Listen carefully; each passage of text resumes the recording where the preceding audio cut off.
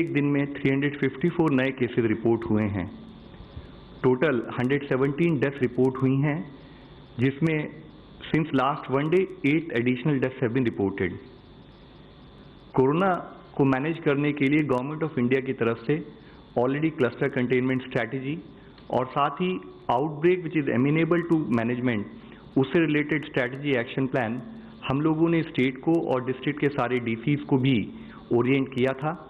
उसके तहत it is so happy to note कि हमें कुछ स्थानों पर उसके रिक्वायर्ड रिजल्ट्स भी आ रहे हैं, जैसे कि आगरा, गौतम बुद्ध नगर, पत्तनम टिट्टा, भीलवाड़ा, पूर्वी दिल्ली और मुंबई में उस एक्शन प्लान के तहत और इसी तरह सभी जिलों में उस एक्शन प्लान के तहत काम हो रहा है।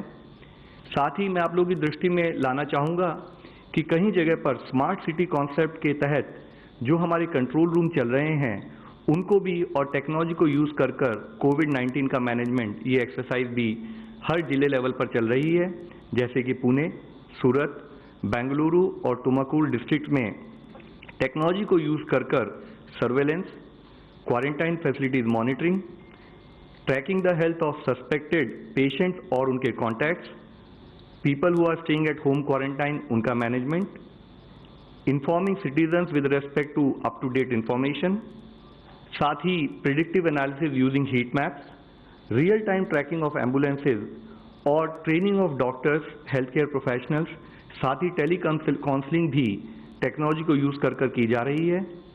आज एक बहुत ही मुख्य डॉक्यूमेंट हम लोगों ने अभी अपनी वेबसाइट पर अपलोड किया है। इस डॉक्यूमेंट के तहत कोविड पेशेंट्स को मैनेज करने के लिए हॉस्पिटल्स और जो फैसिलिटीज़ हैं उनको हमने क्लासीफाई किया है, जिसके तहत हम लोगों ने कोविड को मैनेज करने के लिए डेडिकेटेड फैसिलिटीज़ को 3 भाग में बांटा है। पहली फैसिलिटी को जिसको हम कहते हैं कि कोविड केयर सेंटर, जहां पर प्राइमरीली माइल्ड या वेरी माइल्ड और सस्पेक्ट केसेस को रखा जाएगा। ये मेकशिफ्ट फैसिलिटीज़ भी हो सकती हैं। ये गवर्नमेंट और प्राइवेट फैसिलिटीज़ जैसे hostels, hotels, schools, stadiums, lodges, उस टाइप की फैसिलिटीज़ हो सकती हैं। इसके साथ ही जो हमारी इससे पहले क्वारंटाइन फैसिलिटीज़ थी उनको भी अपग्रेड कर हम कोविड केयर सेंटर के रूप में इस्तेमाल कर सकते हैं। इसमें हमने स्टेट से कहा है कि जो भी ये कोविड केयर सेंटर हैं, ये एक कोविड केयर हॉस्पिटल और कोविड केयर हेल्थ सेंटर से मैप्ड हों, ताकि यहाँ पर जो पेशेंट्स रखे जाएं, जो कि जैसे मैंने कहा है जो माइल्ड हैं या सस्पेक्ट केसेस हैं, अगर नीड हो तो उनको किस पर्टिकुलर हॉस्पिटल में फर्दर केयर के लिए लिया जाना है, वह क्लैरिटी वहाँ पर फील्ड पर हो। Second type of centres are dedicated covid health centre. इससे पहले मैंने बताया था they are care centre, these are health centres. और इन सेंटर्स में उस टाइप के पेशेंट जो कि clinically moderate level of seriousness है उनको मॉनिटर किया जाएगा। ये या तो कोई फुल हॉस्पिटल हो या कोई डेडिकेटेड ब्लॉक हो किसी हॉस्पिटल में, जिसकी प्रॉपर ट्रायाजिंग, सेपरेट एंट्री एग्जिट या जोनिंग हो, ताकि किसी भी तरह के इन्फेक्शन स्प्रेड का खतरा ना हो। और इन सब हॉस्पिटल्स में बेड्स एश्योर्ड ऑक्सीजन सपोर्ट के साथ होने चाहिए। तीसरा type of classification is dedicated covid hospitals.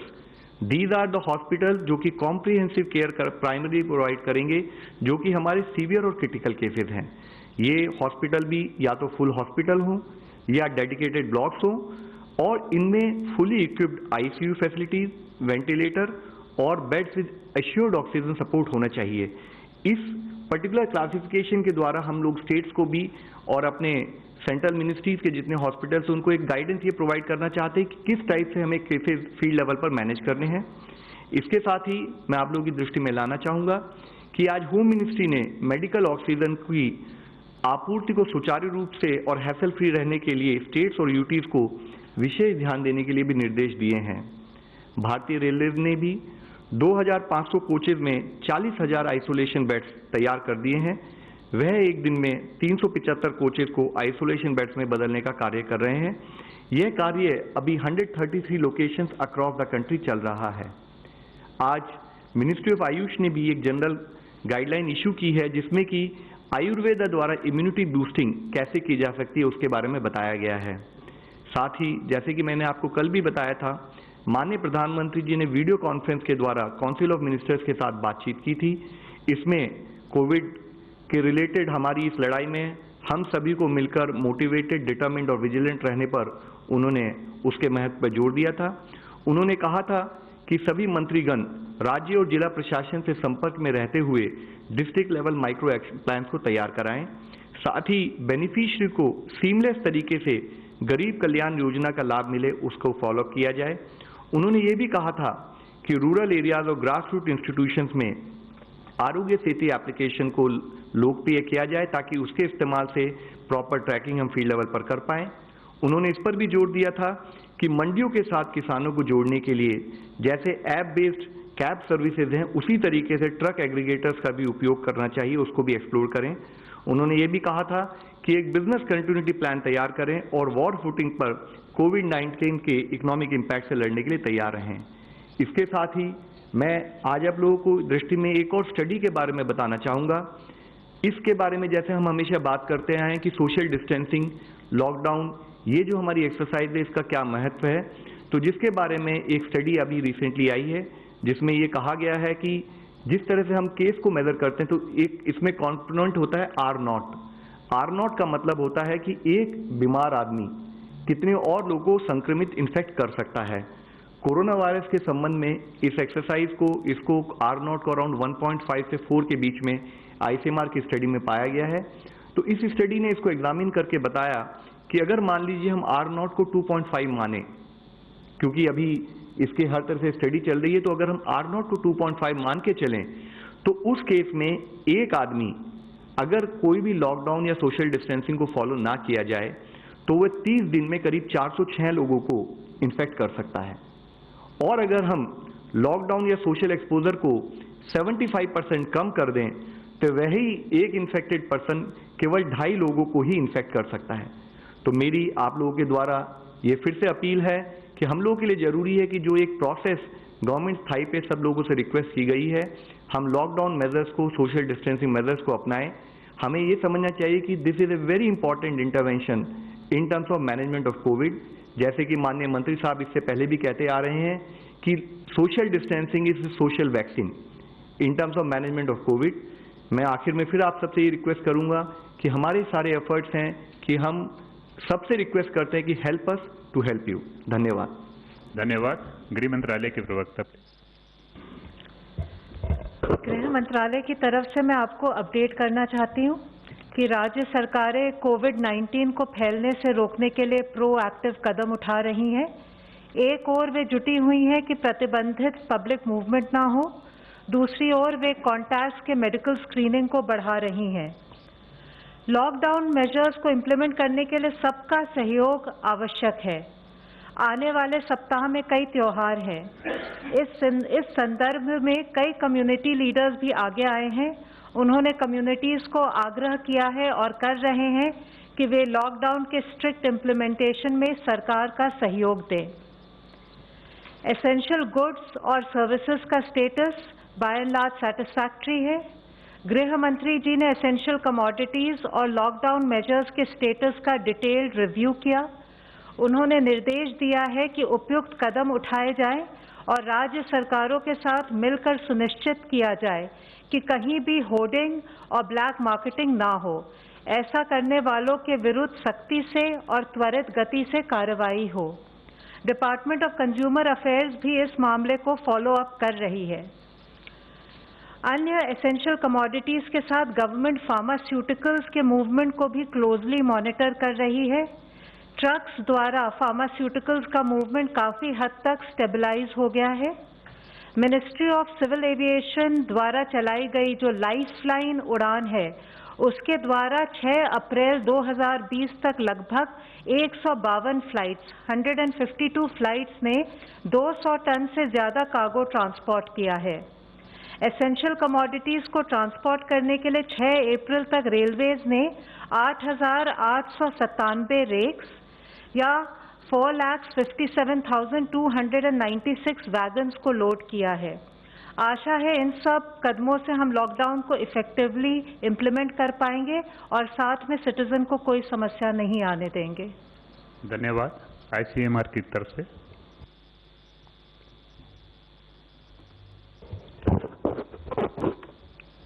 Testing के बारे में अगर कहूँ तो 1,07,006 टेस्ट अभी तक हो चुके हैं। उसमें उस दिन किसी ने पूछा था, मैंने शायद दो अभी आज इन्फॉर्मेशन नहीं लाई। रिपीट टेस्टिंग जो है वो 3 तारीख को 836 थे। मेरे हिसाब से कुछ यानी उसकी डिटेल्स होना तो मैं आपको ढूंढ के बता सकता हूँ। तो थोड़ी उसमें जो डिस्क्रिपेंसी दिखती है वो पेशेंट जो पॉजिटिव होता है उसके टेस्टिंग की वजह से दिखती है कि वायरोलॉजिकली वो कब निगेटिव हुआ, जब तक उसको ऑफर करते हैं। जब पिछले दिन में 11,795 यानी 11,795 टेस्ट हो गए। उनमें से 2,530 ये प्राइवेट सेक्टर में हुए थे। करंटली 136 सरकारी लैब्स काम कर रही हैं और 59 प्राइवेट लैब्स को परमिशन दी गई है। अब अग्रवाल जी से मेरा सवाल है कि तमाम राज्यों की तरफ से ये खबर आ रही है कि राज्य चाहते हैं कि लॉकडाउन को और ज़्यादा बढ़ाया जाए, तो उसको लेकर केंद्र सरकार का क्या विचार है? क्या इसको बढ़ाने पर विचार कर रहा है? सर, इसके बारे में इससे पहले भी चीफ कैबिनेट सेक्रेटरी साहब ने एक डिटेल अपना उन्होंने नोट इशू किया था। अभी जैसे आपने बताया ये रिक्वेस्ट आ रही है स्टेट से, अगर इसके बारे में कोई भी डिसीजन अप्रोप्रिएट लेवल पर डिस्कशन के बाद लिया जाएगा तो मैं आप लोगों की दृष्टि में ले आऊँगा। एक online question, how will the identified hotspots be manage after April 15 when the lockdown ends? जैसे कि मैं इससे पहले आप सबको बताता आ रहा हूं कि हमारी 2 स्ट्रैटेजीज हैं इन terms of management of cases. एक हम बोलते हैं क्लस्टर कंटेनमेंट स्ट्रैटेजी, एक हम बोलते हैं जहां पर थोड़े ज़्यादा केसेस आते हैं तो अगर वो एक आउटब्रेक एमिनेबल टू मैनेजमेंट। इन दोनों स्ट्रैटेजीज के तहत हम जैसे लॉकडाउन या सोशल डिस्टेंसिंग एक मेजर है, in terms of containment measure हम इस पर्टिकुलर स्ट्रैटेजी के तहत जिस टाइप के केसेस वहाँ हैं उसके तहत हम उस पर कार्य करेंगे।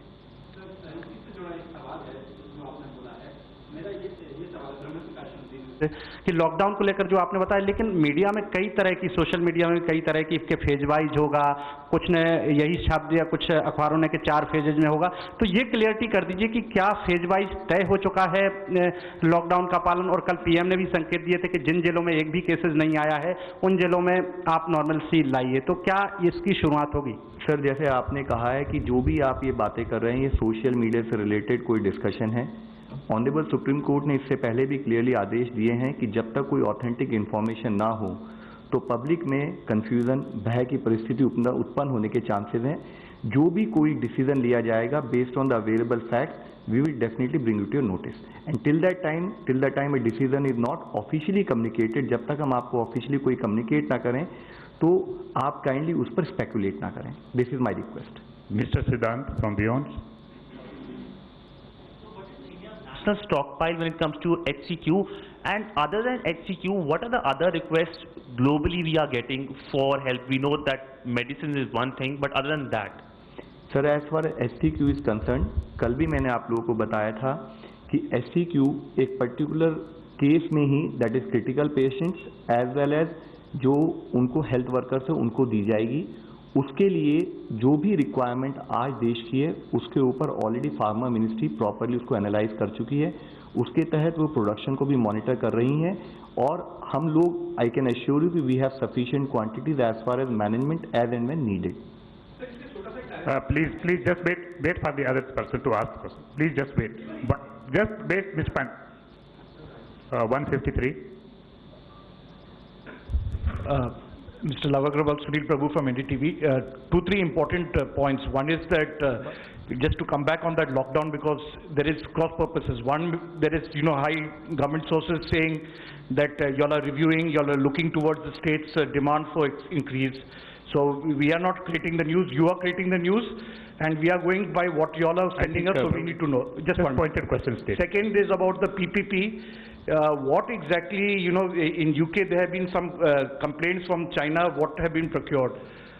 In that version, are these PPEs that have come from China, are they of particular standard? Because there have been complaints in this regard. So if you could give us on both those. Yes, sir. Sir, let me kindly again request and reiterate. जैसे आपने कहा है, अगर हम कोई भी निर्णय लेंगे डेफिनेटली हम आपकी दृष्टि में लाएंगे। उस तक काइंडली अगर कोई भी स्पेकुलेशन होती है तो पब्लिक के माइंड में किसी भी टाइप के डाउट प्रोड्यूस हो सकते हैं. I really urge you, I really request you to kindly go by what I am explaining to you. As and when any decision will be taken, we will definitely bring it to your notice. Okay. As far as the PPs are concerned, it is very important. We have already issued clear directions कि not only PPs, N95 mask or any other logistics, for all such item there are clearly defined technical parameters. Any item and procured from anywhere which does not qualify into any of those parameters will not be accepted. Last question, 104. So Polemy from India Today. My question is on HCQ itself, because we had a notification from DGFT on the 4th of April which said that this comes under restricted category. Today we are willing to export it. What changed? And secondly, what I want to know is has there been some sort of a quid pro quo in us also telling the US that you need to remove the bans which have been levied as far as the US FDA is concerned, various aspects where we've sought easy access for our pharma companies? Ma'am, let me just again explain to you, whatever decisions are taken, they are taken based on the requirement of any particular medicine in the country.